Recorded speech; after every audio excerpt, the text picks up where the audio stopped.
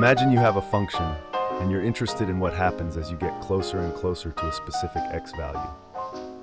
The limit tells us what value the function approaches.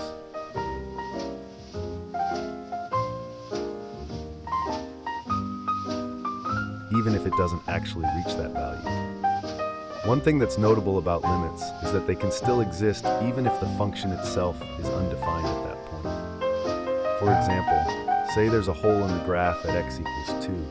The limit can still tell us what the function is approaching, even if there's nothing actually there. We also need to consider direction. A limit from the left side might be different from a limit from the right side. But when both directions approach the same value, we call it the two-sided limit. Limits don't just apply to single points. We can also look at what happens as x gets really large, like going off to infinity. This helps us understand the long-term behavior of functions.